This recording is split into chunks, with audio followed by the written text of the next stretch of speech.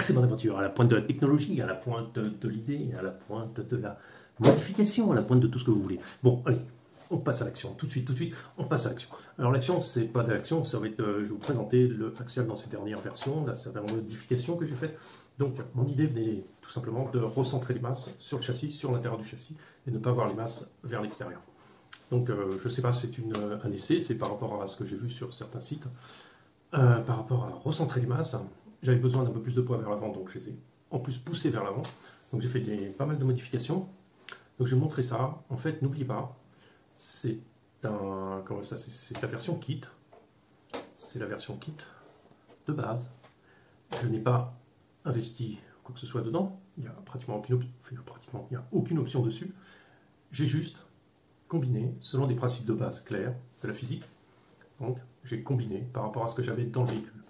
Je n'ai rien acheté de spécial, donc forcément avec le kit on a obligé d'acheter des roues, donc j'ai acheté des roues, voilà, qui marchaient, donc il suffit de se renseigner un peu, puis on trouve 2-3 modèles qui marchent, pas trop cher. Donc là c'est le Turatrax Stick Wood, si vous voulez je crois qu'il y a un essai, un retour dans une de mes anciennes vidéos, donc si vous êtes intéressé par ces mêmes pneus, ils sont très bons.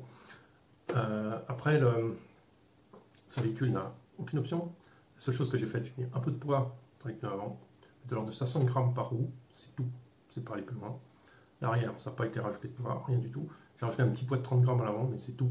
Je ne sais même pas si je vais le garder, on va voir selon les essais, parce que je n'ai pas beaucoup essayé le véhicule dans cet état. Donc on verra ça ensemble. Pour l'instant, je vous montre toutes les modifications qui ont été faites. Il y en a eu. Attention, il y a du level. Bon allez, on se retrouve tout de suite pour vous présenter ça. Donc voilà, rien de nouveau. Donc au niveau de la carrosserie, je vous explique. La carrosserie a été redescendue, parce que j'ai envie de descendre mon centre de gravité. J'ai redécoupé les... alors elle n'est pas bien en place, je crois. Non, elle n'est pas bien en place. Donc c'est pour ça que ça rentre dans les trucs. Donc j'ai redécoupé ça. J'en ai laissé une petite partie pour qu'il soit visible quand même. À l'avant c'est pareil, j'ai vraiment redécoupé au minimum.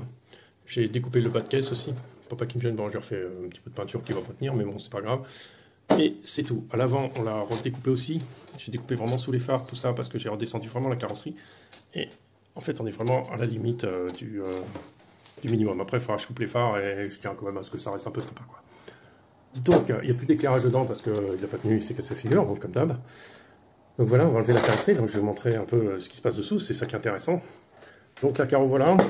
La carreau, si vous voulez, je vous fais le poids, elle est à 160 grammes. Attendez, j'ai une petite balance de cuisine. Ça va pas être super précis. Bon, voilà, vous savez, bon, les zéros, hein, vous voyez bien que je triche pas. Écoutez, voilà, je peux pas faire mieux. 160 grammes avec les attaches, comme ça vous avez vraiment une idée précise du truc. Maintenant on va continuer par le véhicule. Alors que vous voyez la peinture blanche qu'il y a dedans, c'est la peinture où je m'étais trompé. Donc qui n'est plus visible. Je me suis trompé et c'était pas bon. D'accord, alors je mets un support quelconque. Voilà, je fais bien la tare, on est bien à 0. Je prends le véhicule. Car j'essaie de ne pas cacher ça. Voilà. Donc on a 2,88 kg. Je mets la carrosserie comment. J'ai encore plus léger que tout à l'heure. Voilà, 2,250 kg complet. Voilà, le véhicule avec ça, avec sa batterie, et le bout de boîte de glace qui permet d'éviter de pousser la carrosserie. Donc voilà, alors maintenant que vous avez vu le poids, que vous êtes convaincu, maintenant on va passer à quelque chose de plus intéressant, c'est quelles ont été les modifications. Déjà, première chose, on va commencer là. J'ai découpé la boîte qui est là, qui ne sert à rien en fait, parce que elle n'est pas complètement étanche. Enfin, elle est étanche, oui, mais il y a quand même un peu d'eau qui passe. Donc en fait, c'est quand même, ça reste assez lourd et assez haut. Ça prend beaucoup de place, surtout ça prend beaucoup de place. Donc je l'ai découpé, j'ai complètement découpé, complètement enlevé. Et donc le récepteur, on va le trouver ici, sur la place de la batterie, dans un ballon. Ça aura le même effet, ça aura exactement le même effet, sauf qu'en plus, il y a un contrôle visuel qui est plus facile à faire. À savoir est-ce que ça a pris l'eau ou pas. Voilà. Donc il est un peu en hauteur, donc c'est pas plus mal. Voilà, les trucs ont été découpés complètement, c'est-à-dire découpés derrière, déjà dans la longueur, on a enlevé un peu. Parce que ça me sert à rien. Après, je les ai retaillés en largeur aussi. Bon, c'est pas très bien fait, c'est pas du super boulot, mais c'est sous la carrosserie. À la limite, j'aurais pu carrément les enlever, mais je sais pas pourquoi je les ai pas enlevés d'ailleurs. On verra plus tard. Peut-être me viendra l'idée de l'enlever. Voilà. Donc là, on avait le récepteur. De l'autre côté, on a fait exactement la même chose. Donc il n'y avait pas de boîte à batterie. Hein. Il y avait simplement, là, on a simplement le, comment on appelle ça, simplement l'emplacement pour coller le variateur. Donc c'est une bonne idée, mais pourquoi pas. Donc du coup, ça m'a permis en découpant la boîte, de pouvoir mettre une batterie ici. Donc moi je trouve que c'est la position idéale pour mettre les batteries, parce qu'elle permet de mettre le poids relativement bas et relativement en avant. Moi je trouve que c'est le meilleur compromis, personnellement. Chacun fait ce qu'il veut. Moi j'ai voulu avancer les masses, donc il n'y a plus rien à l'arrière, plus rien du tout. voire même je vais peut-être enlever la cloche parce qu'elle sert à rien non plus. Et ça protège pas grand chose. Et du coup, on a balancé le récepteur, notre variateur l'a mis devant. Bon, après il est étanche, on s'en fout, qu'il soit protégé de l'eau ou pas. De toute façon, je roule très peu dans l'eau. On a notre cerveau de 20 kg. Bah, bien sûr, le truc du récepteur. Bon, j'ai collé un petit poids, donc c'est une vis que j'ai trouvée qui fait une trentaine de grammes. Donc ça, c'est de la récup. Hein. Je vais juste tenir avec un collier récent, c'est juste un essai. Voir s'il y a trop de poids en avant, je l'enlèverai. Si ça va, je laisserai comme ça. Après tout, ça se voit pas. Après, la batterie est simplement fixée par un velcro qui est fixé entre. Ça me gêne la prise. Entre cette pièce-là qui rigidifie le châssis, qui est entre les deux parties, et le support de la batterie qui normalement est plus long, il vient jusqu'ici, donc qui a été coupé jusque-là pour pouvoir laisser passer la batterie là.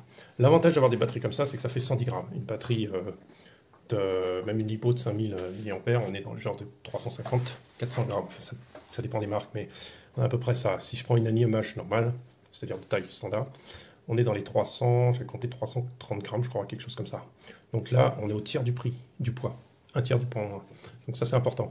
Moi, je préfère, et j'ai des lipos qui vont arriver, donc je préfère largement avoir 4-5 lipo de faible capacité, qui me fera une autonomie générale de peut-être 5 heures, que d'avoir une batterie de 500 grammes ou 400 grammes qui va me faire les 5 heures d'un coup.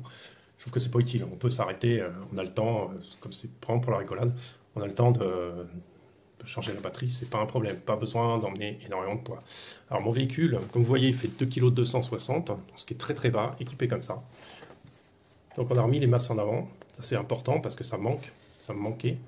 Alors c'est bien de mettre les masses barres, mais il faut aussi les mettre en avant. Donc voilà, il y a d'autres alternatives. Hein. Il y a des alternatives avec les options qui sont très simples. C'est vous achetez un pare-choc tout métal, ça pèse 250 grammes sur les modèles.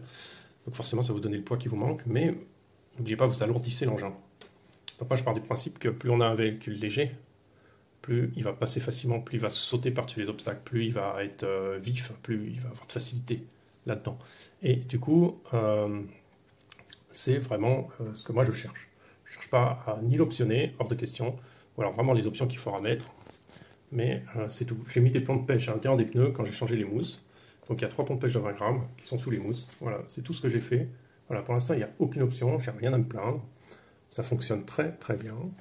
Il fait un bruit très sympa. Voilà, donc comme vous voyez, ça c'était une ancienne vidéo où je vous ai montré les modifs amortisseurs. Donc on a récupéré les ressorts de derrière sont passés devant pour être plus souple. Et on est très bas. C'est-à-dire dès que je vais lever le véhicule, regardez comment il s'étire. Et ça, c'est ça qu'il faut. C'est comme ça que ça doit se passer. Parce que si vous êtes tendu, en fait, il ne peut plus descendre. Et ça, c'est important qu'il descende. Voilà, ça, c'est bon, excellent. Ça, à l'arrière, quand on n'a pas beaucoup de poids, j'ai pris les ressorts de devant qui sont un peu plus durs. Mais pour pallier à leur dureté et à la dureté de l'huile, ben, plus on les couche, plus les ressorts vont s'assouplir, en fait. On va gagner en flex. Donc, du coup, ça marche très très bien comme ça. Je pourrais éventuellement, ça pourrait être faisable si je veux remettre les amortisseurs plus droits, changer des ressorts pour des ressorts plus mous ou des ressorts plus courts. Voilà, mais ça, pour l'instant, on a dit, on n'investit pas dedans. Pour l'instant, ça m'a coûté aucune option, rien du tout. Rien. Voilà. Si vous avez des questions, n'hésitez pas de m'écrire. N'hésitez pas de vous abonner et n'hésitez pas de liker. Allez, je vous souhaite à très bientôt. Salut à tous.